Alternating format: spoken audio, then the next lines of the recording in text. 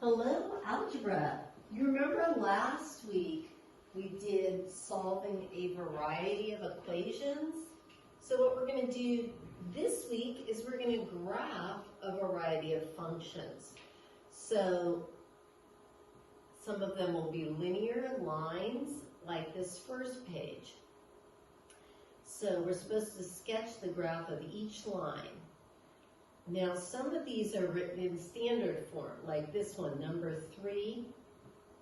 So what we're going to want to do there is we are going to want to solve for y.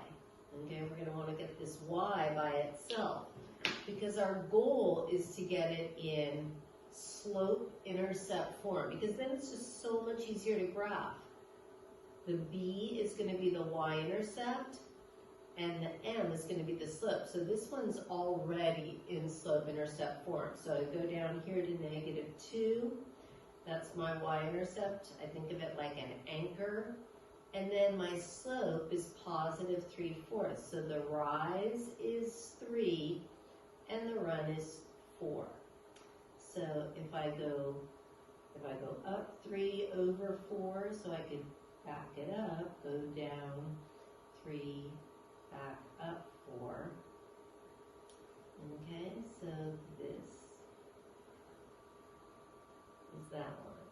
Okay, so for number 3, I'm going to want to get that y by itself. So I subtract 3x from both sides. So now I've got the -2y equals -3x plus 2, right? Because those are not like terms. I divide everything by -2 to get the y by itself, and I've got y equals 3/2 x minus 1. And because a 2 divided by a -2 gives me the -1. So then I count up 3 over 2, and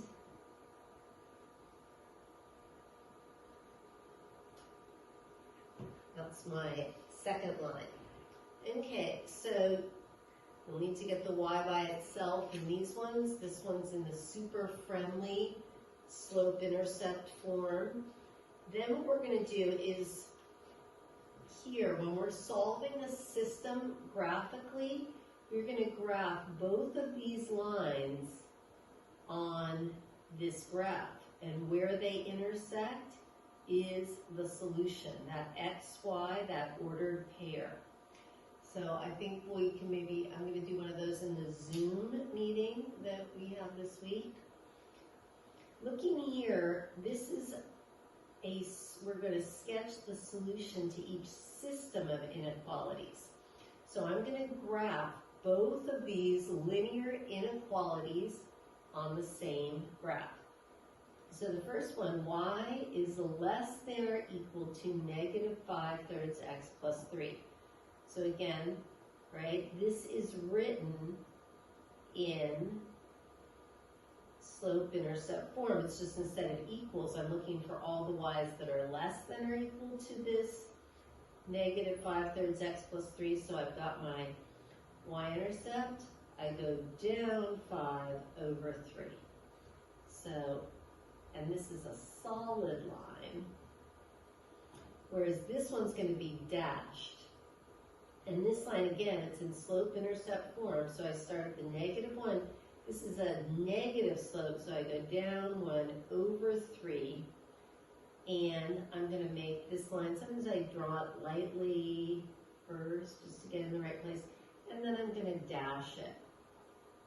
But because this is a system of inequalities, I have to shade on one side. So here, I needed all the y's that were less than that line, the -5/3 x plus 3. Here, I need all the y's that are less than the -1/3 x minus 1. So this zone in here is the double shaded, right? So everything, all the points in here, every single XY combination in here will make both of these statements true. And some people like to do it by identifying a point in here, maybe something like 0, -4, and can drop that into these equations and verify that that is true. So this is another one where you're going to do a system of inequalities. Now the last page, these are quadratic functions because again, it's got the x squared in it. So these are going to look like parabolas. The way we're going to do them, we're going to find the x, the minimum or maximum, by saying x equals -b divided by 2a. And so for this equation, this quadratic function, the a value is 1, it's like an invisible one, the b is 4, and the c is 8. So if x equals -b over 2a, my x is going to equal -4 divided by 2 times 1. So -4 divided by 2 is going to be -2.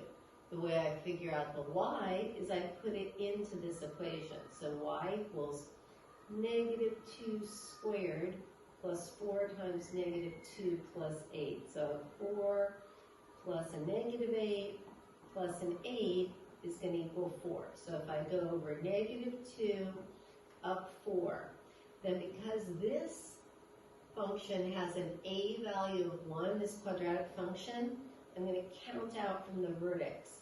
Out 1, 1 squared is 1, both directions. 2 squared is 4, that's why I go up 4.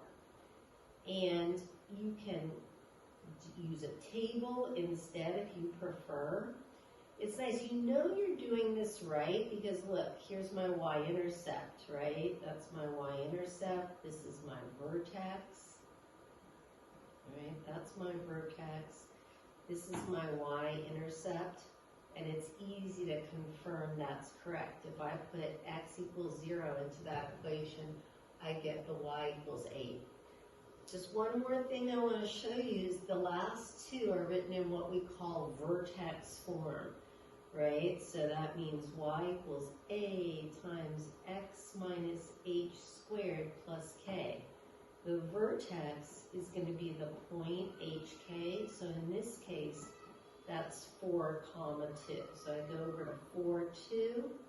This one has an a value of 2, so that means I go out 1, up 2 times 1. I go out 2, not up just 4, but 2 times 4, which is 8. So this is the shape we get there. Please let us know if you have any questions. You can email us or ask us questions in the Zoom. Thanks so much.